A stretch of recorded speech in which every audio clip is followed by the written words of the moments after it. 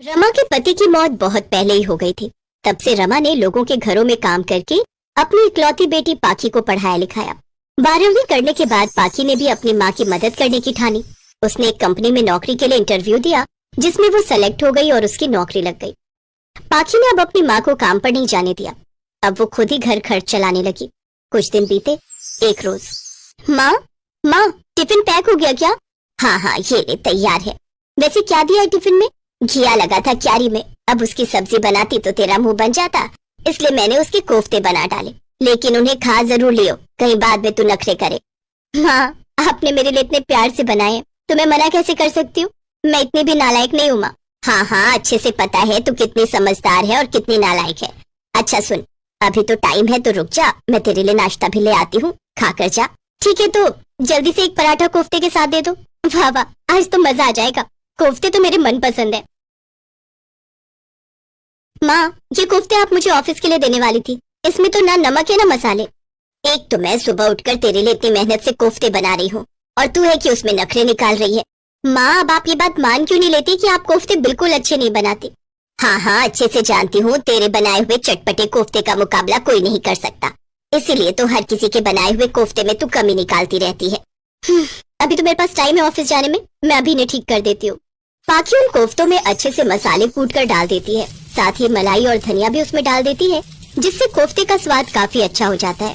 फिर वो उन्हें ऑफिस लेकर जाती है, जहाँ विनोद उसके हाथ के कोफ्ते खाकर कहता है, वाह पाखी, क्या लाजवाब और चटपटे कोफ्ते बनाए हैं तुमने, मजा ही आ गया। मेरा तो मन भी नहीं भरा और सारे कोफ्ते ही खत्म हो गए भाई। कोई बात नहीं विनोद जी, मैं किसी और दिन आपके लिए कोफ्ते बना कर ले आऊंगी। पाखी को अपनी कंपनी में काम करने वाले लड़के विनोद से प्यार हो गया था। विनोद अक्सर पाखी को कार से लेने और छोड़ने आता। कभी कभी तो दोनों ऑफिस के बहाने डेट पर चले जाते और सारा दिन एक साथ बिताते।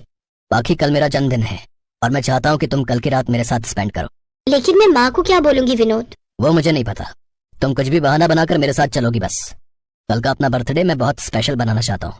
पाखी अगले दिन अपनी माँ से बहाना बनाते हुए कह देती है कि वो ऑफिस के काम से एक मीटिंग में जा रही है और कल लौटेगी। लेकिन वो विनोद के साथ एक होटल में चली जाती है, जहाँ वो दोनों एक साथ बर्थडे सेलिब्रेट करते हैं, फिर एक दूसरे में खो जाते हैं। कुछ दिन बाद पाखी को उल्टियाँ होने लगती हैं और वो इस बारे में विनोद को बताती है। क्या? तो तुमने मुझे पहले क्यों नहीं बताया?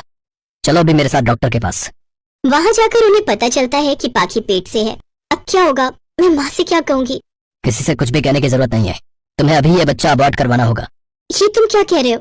विनोद पाखी को अपनी बातों में फंसाकर उसका जबरदस्ती अबॉर्शन करवा देता है। पाखी ऑफिस से एक हफ्ते की छुट्टी लेकर घर पर आराम करती है। क्या हुआ बेटी, तेरी तबीयत ठीक नहीं है? हाँ माँ, इसलिए ऑफिस से एक हफ्ते की छुट्टी ली है। अब कुछ दिन आपके साथ घर पर ही आराम करूंगी। ऐसे कुछ दिन बीत जाते हैं। पाखी विनोद को फोन करती है तो विनोद उसका फोन नहीं उठाता। एक हफ्ते बाद जब वो काम पर वापस गई तो उसे पता चलता है कि उसे काम से निकाल दिया गया है। क्या नौकरी से निकाल दिया? लेकिन क्यों? देखिए, ऑफिस से कुछ लोगों की परफॉर्मेंस अच्छी न होने के कारण काम से हटाया जा रहा है और हमारे सीनियर मैनेजर मिस्टर विनोद ने आपका नाम इसी लिस्ट में टॉप पर डाला है। उनके अकॉर्डिंग आप इस पोस्ट के लिए अब वेल क्वालिफाइड कैंडिडेट नहीं है। ये सुनकर पाखी को सदमा लगता है। वो विनोद से एक बार मिलने की जिद करती है, लेकिन विनोद चपरासी से कहकर उसे कंपनी से बाहर निकलवा देता है। पाखी रोते हुए घर आ जाती है और अपनी माँ को नौकरी से निकालने की बात बताती है। क्या निकाल दिया? लेकिन वो ऐसा कैसे कर सकते हैं? मेरी बच्ची तू रो मत, तू तो बड़ी हिम्मत वाली है ना, तो मैं जानती हूँ तू जरूर कुछ बड़ा करेगी। नौकरी जाने से और विनोद के धोखा देने से पाखी बुरी तरह टूट जाती है। वो अच्छे से समझ चुकी थी कि ये सब विनोद ने किया है। ऐसे ही कुछ दिन बीतते हैं। एक रोज, माँ मेरी तो कुछ समझ में नहीं आ रहा, अब घर कैसे चलेगा? मुझे जल्दी नई नौकरी की तलाश करनी होगी। नहीं मेरी बच्ची, तू अब नौकरी नहीं करेगी। अरे एक छोटी सी गलती होने पर उस कंपनी ने तुझे ऐसे निकाल दिया जैसे दूध में पड़ी मक्खी। बेटा अब तू खुद का कोई काम शुरू कर। अपनी माँ की ये बात पाखी के दिल पर लग जाती है और वो सारी रात यही सोचती रहती है। फिर अगले ही दिन वो घर में रखी थोड़ी बहुत बचत निकालती है और उससे कोफ्ते बनाने का जरूरी सामान, साथ ही एक ठेला खरीद लेती है। फिर अगले दिन से ही चटपटे कोफ्ते बनाकर पराठे के साथ बेचने लगती है। शुरू में तो उसके पास कम ग्राहक होते हैं, लेकिन धीरे धीरे उसके पास ग्राहकों की भीड़ लगना शुरू हो जाती है। वाह बहन, क्या कमाल के चटपटे कोफ्ते बनाती हो तुम। मजा ही आ गया।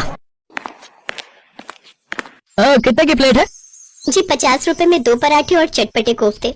धीरे धीरे पाखी की कमाई अच्छी होने लगती है और अब वो हर महीने मिलने वाली तनख्वाह से 3 गुना ज्यादा कमाने लगती है। अब उसकी गरीबी दूर होने लगती है और कुछ समय के बाद वो एक दुकान और फिर खुद का एक रेस्टोरेंट खोल लेती है। ऐसे ही समय बीतता है।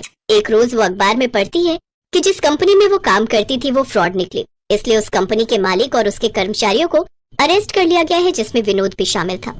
उस रोज पाखी के दिल को अजीब सा सुकून मिला। उसे ऐसा लगा जैसे कोई बड़ा सा बोझ उसके दिल से उतर गया हो।